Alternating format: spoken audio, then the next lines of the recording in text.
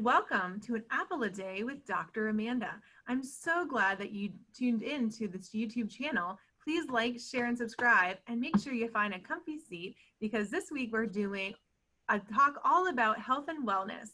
So I'm so glad that you're here. You're amazing, you're incredible, and I just can't wait to continue to have you tune in every day or during the week when you can. I'm delighted today I have my guest, Tonna Ajoku.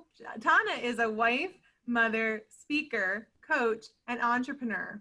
And I'm so excited because I've been able to follow Tonna. She has a lot of videos on Facebook. She's had challenges talking about health and wellness, and she is so passionate about it. And you'll just love her energy and her personality. So again, Tonna, thank you for being here on An Apple Day with Dr. Amanda. Thank you for having me. My goodness, what an intro. No pressure, right? No pressure. There's no pressure. So I'm so excited. Again, Tonna, will, if there's anything that comes up or anything you want to talk to the audience about, we have people in the audience that may be beginning their health and wellness journey, people that perhaps you're tuning on and you're already in it, or you're another coach, you're an entrepreneur, and who knows, maybe this is a networking opportunity or ways to find tips for your own coaches. Or perhaps you're a person that is like, where do I even begin? I can't even imagine. It's too overwhelming. So all of you are welcome, and just know that there's something for each one of you today. So Tonna, thinking about health and wellness, what does health and wellness mean to you? Health and wellness to me is it's a combination of, it's not just about the body. A lot of the time we focus on, my body. I want my body a certain way. I want to be, I want to get rid of, the extra muffin top and all this kind of stuff.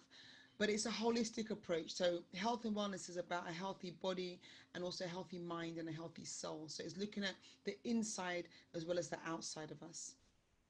I really like that, Tonna, how you said that health and wellness is the whole picture, looking at body, mind, soul, and all of that internal that comes outside. So thank you so much. It's really helpful to have that framework, right? Instead of just thinking the physical, there's a whole bunch that goes behind the scenes with this. And then what's your story in terms of a health and wellness journey? Okay, so how did I get into it? Would I say fall into?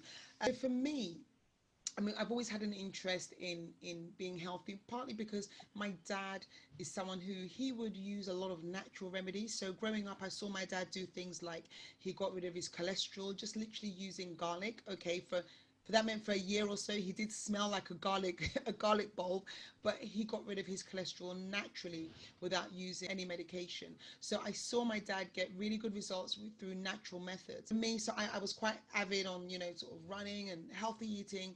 But after having my children, I had my first, my second, by the time I had my third child, I had literally fallen off the wagon. I was massively overweight. I was around size 20 plus. I was tired. I had aching joints. And to be honest, at that point, I think I was in denial, to be quite honest. I'd accepted where I was and I just thought, this is it. The funny thing is I didn't quite see it. So I would go to shops to try on clothes, and I would always take a size 12 into the changing room. And then obviously it wouldn't fit. And then halfway through the changing session, I would say call over the shop assistant, I go, can you, and I used to have this really sort of impatient, like agitated voice, as if it was her fault that I was a size 20. So I'd be like, get me a size 16 and a size 18 and hurry up, that sort of a thing. One day, I was actually at a prayer meeting and a lady congratulated me on expecting my fourth child. And I don't know what it was about that moment, but something just a light bulb went off in my head, and I thought, I need to do something about it. So then I went on. So from that moment, I made a decision that I need to shift this. But if people think that I'm expecting another child, then I need to do something about it. And that's where that's where I started to lean in. I had to accept the fact that I was, I was overweight, I was unhealthy. I had to accept the fact, and then I went to work, and I went on that journey to get myself down to where I am now. Wow. Well, thank you for sharing, again, how, your journey where you had all that you learned from your dad, you had all that the garlic infusion, right, to help you keep healthy and see his journey. And then after having kids, right, and at some point you just had accepted almost like that mindset of, well, this is it. And always having that hope where you take, those genes. I love that story. You're taking those genes in, almost like saying, I know that this is going to change, right, but I don't know how, and I want it to change. And then being frustrated, but then, one word where people thought, oh, you're pregnant, where you're just like, okay, it has to change. And that mindset shifted. And I think that's so important, because again, if you're in the audience, perhaps you relate to Tanna's story, or maybe you're there and you're like, oh, I've accepted it. So again, if that is you, there is hope, obviously with Tanna's story, which is so powerful, and her passion for this now, even if you're in fitness, this might help you with even your clients or those who are coaching. So thank you so much for that, Tonna. I know you had that shift in your mindset, after having all of the time really thinking about, oh my goodness, something needs to change. So a lot of times you mentioned in the beginning about mindsets, right? Like getting stuck in mindsets. And really, we sometimes call that a negative mindset. So Tonna, how would you define a negative mindset? Sure. Great question, Dr. Amanda. Negative mindset is where we have, I guess, a cup half empty attitude. So it's focusing on the worst that can happen, or, sort of it's having I can't do this.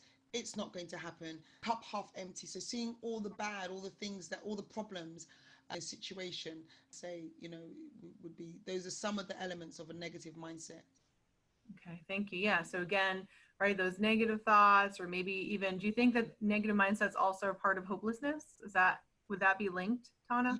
Yeah, absolutely. Because when we're saying can't, we're literally, it's like it's an absolute statement. I can't. It's like a finalistic statement. Like there's nothing else I can do. So if we feel that there's nothing else we can do, it puts us in a state of, well, this is it. This is the end of the road. There's no hope for me. So no, absolutely, it ties in with that sort of hopelessness. Because if once we're saying can't, we're sort of we've closed the door to any possibility of change from that situation.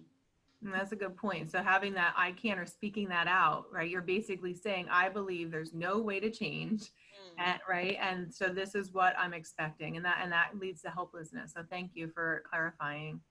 How can you change thought patterns or struggles with negative mindset? Also, oh, that's a good one. How do you change? How do you change? I guess the first thing is it's about becoming self-aware. That's the first thing, because a lot of the time we are in autopilot. So when we have to become aware of, oh my gosh, this is negative, or this is not serving me well. This way of thinking is what is not serving me well. And it normally happens when we get stuck. So a lot of the times when we find ourselves in situations where we're stuck, or we're in a situation of discomfort, some sort of discomfort, normally that's a time when we kind of reflect, and we kind of say, hey, what is this? Why am I here? How did I get here? And how can I get out? Because it's only once we can only change what we are aware of. So when we become self-aware, then we can start to make those changes. Hmm. That's really good. And I think I almost want to go back to like where you talked about, like you had a time where you felt like you couldn't shift or you couldn't change. And it was almost like you stayed in that thing saying, well, this is where I'm at. And then, once you started to identify your thoughts, right, your thought patterns are saying, what am I really thinking? And being able to say, is that really true, right? Or starting to have that evolving, I would say, right, that transformation of your thought patterns. Then you could say, well, I can, right? Or I can instead of I can't. And I like how you said that, like it takes some time. And I don't know about you, Tonna, but whether it be in business or anything else that you're doing, not just fitness, did it take you a while to have a change of pattern in your thoughts with that negative mindset, or did it happen overnight? Very good, very good, very good. Can I be 100% honest? A lot of people say to me, "Oh my gosh, you're so positive, you're so this, you're so that." One thing that I realize is that negative thoughts, and those thoughts, that I would say, those negative thoughts, because it's a thoughts. Mm-hmm. Every battle that we face is in the mind. To change those habits takes so much intentionality, and it's something, they're a bit like weeds in a garden. You have to stay on top of it every single day, and that's what I do. I stay on top of it every single day. And you're right, it's about replacing the negative. It's replacing. So for me, there's little things that I do. So for example, I have my sets of affirmations where I say those out loud every day, because I need my ears to hear what's coming out of my mouth. Mm-hmm. And so it tells my brain, it instructs my brain, instructs my mind that actually this is who I am. This is who I am. I'm not those things. So every single day, I take care of the weeds. I do gardening every single day.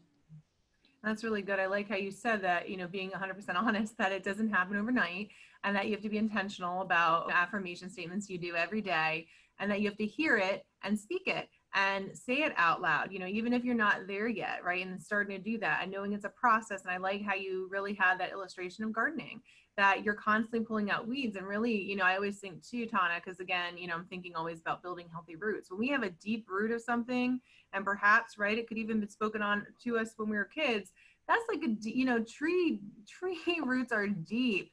And so we have to keep going. You're gardening and you're going deeper, because then you have to replace that deeper root, right? And then have it with something that's healthy. So I like how you talked about the gardening. And I think that's something right, that you continue to do, which I think becomes a habit or becomes a lifestyle. So that's great. Absolutely, absolutely, absolutely. And I think if I could just add to that, I think it's, you what you want to do is you want to fortify your mind. You want to put things around you. So again, once you become self-aware, then you start to think, how did I get here? Or what, is there anything right now that's flowing in? So the mind is like, the same way we feed our body, so again, just thinking with fitness, a lot of people focus on what they put in their mouth, but how about what we put in our mind? What are we listening to? What are we watching? Who are we allowing to speak into our lives? When we cut off that negative diet to our mind, we need to replace it. So we don't want to leave a void. We want to replace it with positive things. So reading. So even, I'll be quite honest, Dr. Amanda, can I just be honest with you? I do not watch horror movies. I even Right. This is even before I Me was either. this is I even don't do it. honestly, this is even before I was conscious of that, this whole mindset thing. I remember, just to tell you, so I remember when I was a student, your money, you have to, you're always watching the pennies when you're a student. And I remember my brother brought cinema tickets. Now, he set me up. He told me we were going to see, was it Finding Nemo? So this is showing my age. Finding Nemo was to just come out. But he didn't buy tickets for Finding Nemo. He bought tickets for Texas Chainsaw Massacre. And Oh, honestly, as a student, I thought, oh my gosh, he spent I need to go and watch this because that's my money he's just spent.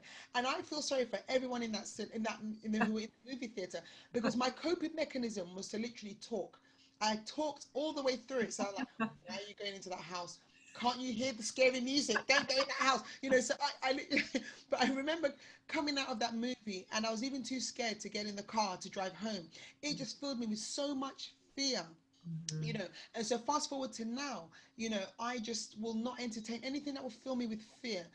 Things that, I'm mindful of. Even the news, the news, I'm very careful with the news. Again, a lot of the media stokes up fear. With a lot of the things that have been happening recently, a lot of what the media does is it stirs up hatred, it stirs up fear, it stirs up, that feeling of uncertainty. So I'm very mindful about what I listen to. I'm mindful about my associations as well, the people I spend time with. I'm very much mindful. I'm very careful about who I let walk through my mind. I don't want anyone leaving any dirty footprints on my mind, because it takes more effort to erase out the negative, with positive. So I think to myself, let me just, let's cut this off at the door. Let's not even allow it in. Yeah, and that's really powerful. And I love, and again, first of all, I just want to say that I am not one to watch scary movies either, for that same, I had a lot of fear when I was younger in general for lots of reasons. That's not part of this podcast. But basically that really does like impact you when you have a lot of fears, you're thinking. And I used to hate it. Like, sometimes I feel like if there was like Jason or any of those movies, or even Nick at Night, like they're for kids. And I'm like, I'm not watching anything like that, because in my mind, I'm like, these things really happen sometimes to people. But I even, I don't want to watch that. I totally agree with you. But in terms of that, I do think what you said originally about mindset, that, it's not just what we eat, right? It's not just about the working out, but it is everything we put into our mind. So what are we saying about ourselves internally? What are we hearing externally? Again, our eyes and our ears and everything that impacts us more than we know. So I totally agree with you, Tana. I'm pretty cautious. Now, again, there's different places that I am that will have different standards or beliefs than I do. And I just have to, make sure I know where I'm at, and, know where I'm at in the environment. Absolutely. And personal environments, I am very intentional about keeping things pretty, what I know is good for me. So I like you talking about that. And I think that's important. And that's a big part of health, because a lot of times that can really impact us greatly. So thank you so much for that. Absolutely. And I call that a lot of times that outward junk. It's like that outward junk that can kind of get inward if we're not cautious. So thank you. When did you have your biggest shift from that negative mindset to a more positive mindset? Oof, oof, that's a big question. Okay, so for me, it happened in stages, but where I've had big leaps. So I've had a couple of big leaps in my life. I think the first place where I became really quite aware was when I went to an Anthony Robbins Unleash the Power Within event. So this is going back quite a few years. And that was the first time when I became really conscious of a lot of things. But I'm forever grateful to Anthony Robbins for that. Eva, at different points, I remember in my business, and years back, my business started to mushroom and grow really fast. I experienced massive growth in a very short space of time. Then I started to self-sabotage. And so I'm a hard worker. Like literally, I can out hustle anyone when it comes to what I will work. Sleep is an inconvenience. Sometimes I wish I was a robot. I can out hustle. But I found that I was working, but not see. I got to a certain point, Mm. and when I look back a bit later, I started to self-sabotage. So it was very frustrating where I thought I was doing the work. But what happened was that I had some limiting beliefs. So I had some beliefs that, oh, as a Christian, you're meant to be, sort of meek, and, you're meant to embrace poverty. You're not meant to have money. Money is the root of all evil.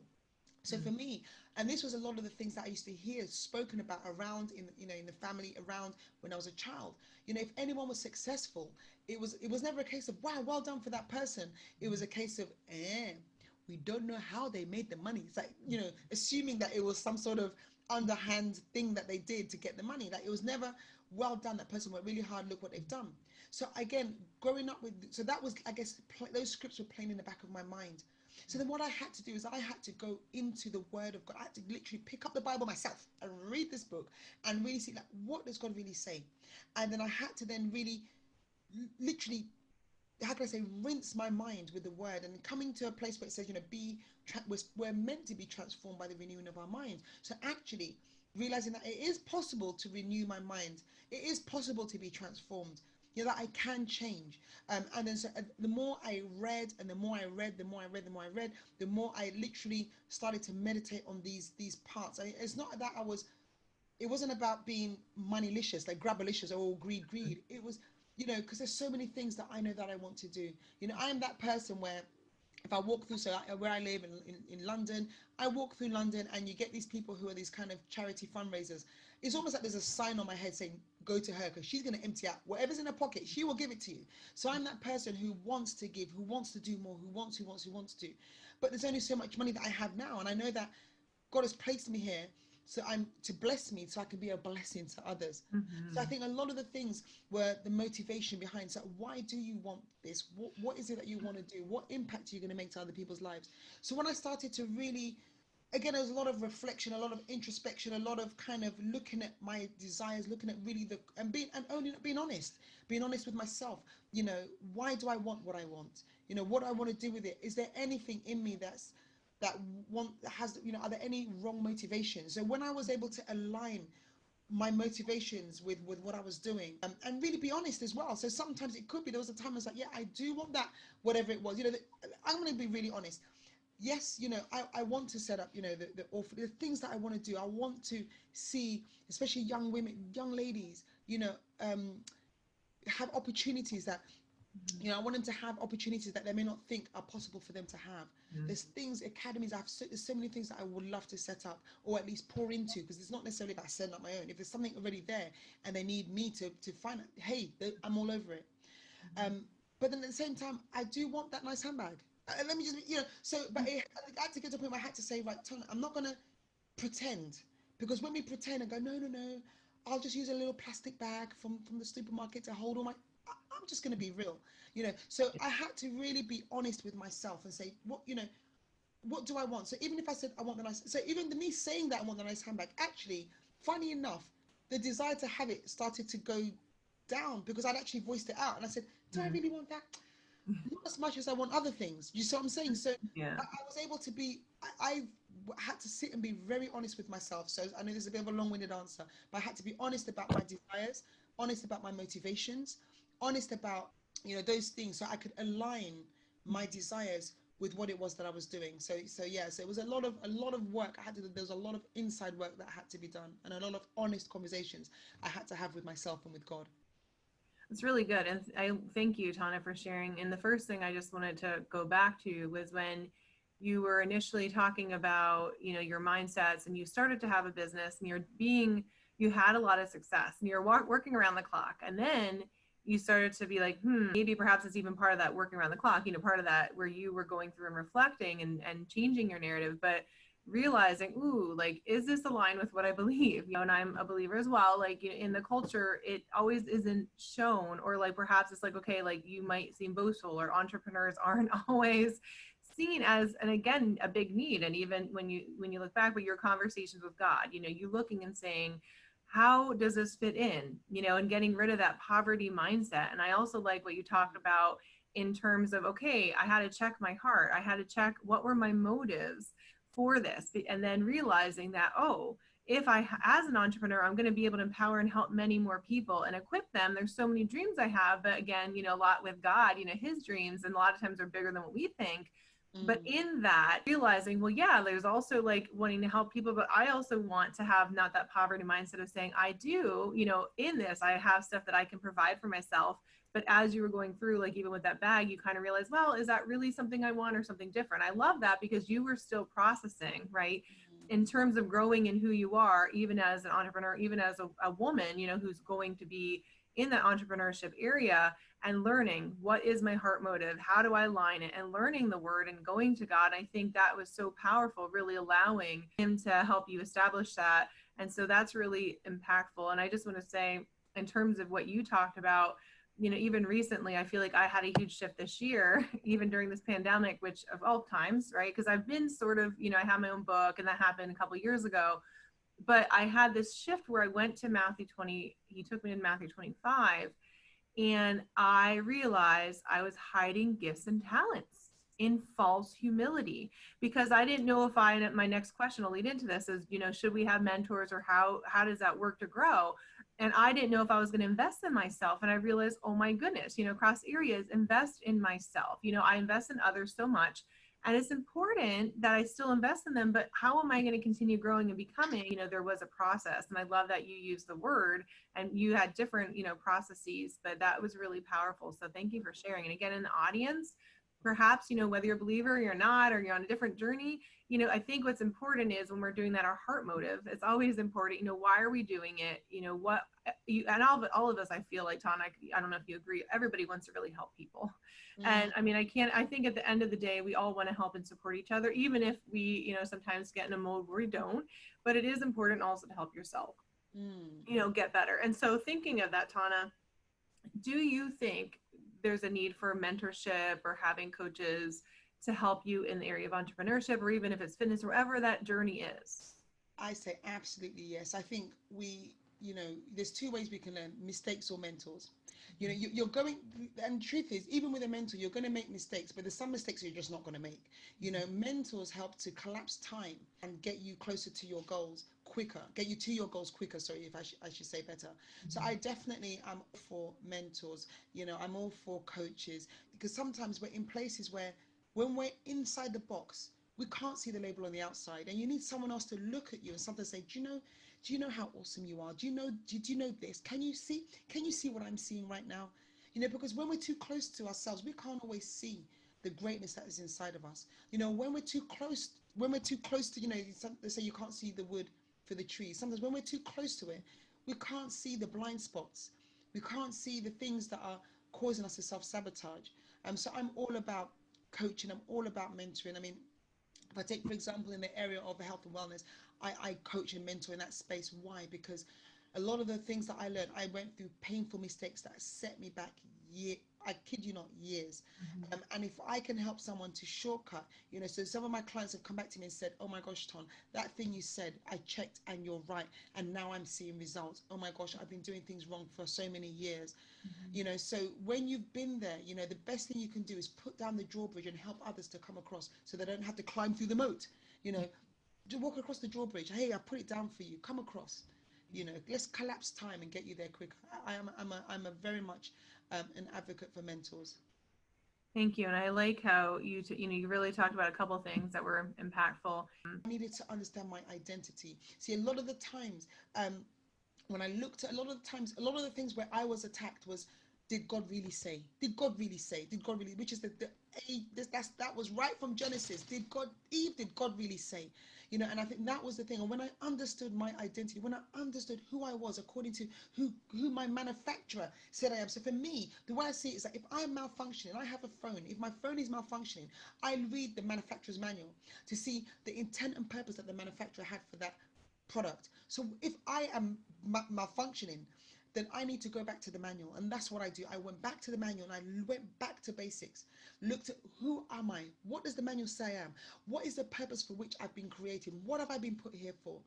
Because if my manual says that I can do all things, if my manual says that I should be fruitful, multiply, have dominion, and subdue the earth, the manufacturer has then built it into me what it is that he wants me to do. The capabilities that the manual says I can do means that it must be in me to be able to do those things, or else the manual wouldn't say it. So I had to go back and discover my true identity. And then I surrounded myself with people that I can trust. I mean, I'm very grateful that I have, great people. I have, obviously, we all have our layers of, but, you need to have an inner circle. And even if there's one person in your inner circle, it's fine. But around you, you can trust that you can be, you can just be who you are around. And I journal a lot. I write down a lot of my deepest, my fears, my hopes, my dreams are in my journal. I journal a lot. And have a happy place. I have a couple of happy places. One of my happy places is on my cross trainer. It used to be my sad place because I used to really hate exercise. That's a story for another day. It's my happy place. I create a little environment where every day I go to one of my happy places. Another place that's my happy places. I love going for walks. I love nature. I love to go for walks. I like to hear the stream running. So I have a lovely space near me. I'll go there, especially during this time of lockdown. I found that sometimes I had to take myself out of the home environment because we were all on top of each other's heads, and I would just go for morning walks just to clear my head and just have no noise around me, just running water. So have your happy places and go there as often as you can. So those are the things that help for me. Those are the kind of practical things. And then, as I mentioned earlier, affirmations. I'm a stickler for affirmations. You need to speak. Your words carry power. And how about you literally can program your mind with your words. You can program your attitude.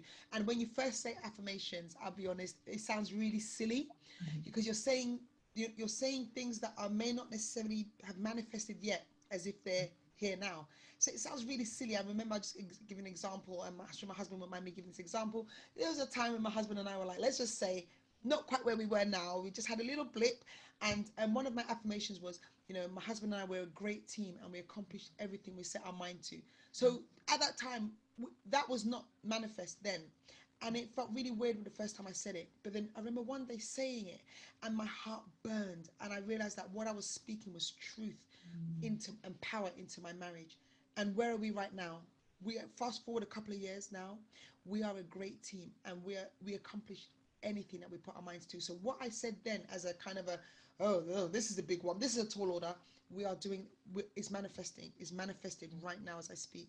So saying affirmations to me is the most powerful way that you can reprogram your mind. That is one of my gardening tips, my mindset gardening tips. Do that every day. But all my affirmations are based on what I see my manual says. So I agree with what my manufacturer says about me. I say what my manufacturer says about me. So I'm agreeing with what he says about me every single day. That's so great. So I like how you started off and said you use the word of God and you go there and you learned identity. That was a huge part, right? Knowing who you are and knowing what, and then affirming it. And I love the powerful examples you gave, even about your husband, where you're like, I'm just going to say, it might not be here, but speaking forth what isn't yet, but is going to be, right? And you were able to continue to do that, even if you didn't see the fruit of it until later. And I love that because, again, you're speaking that life into it, what will be coming. And even for some of you, and I'm sure, whether it be business, Hannah, or people in the audience, if you're in health and you're doing any type of journey, that could be hard, and I've been there too, where you're looking and you're doing all these things, you're being consistent, right? And you're not seeing the fruit yet. But if you keep going and don't give up, it will come. You're planting seeds or those learning opportunities. So I love, Tonna, again, how you said you used the word, and that was your manual. That was your manual, the manufacturer, God who designed you.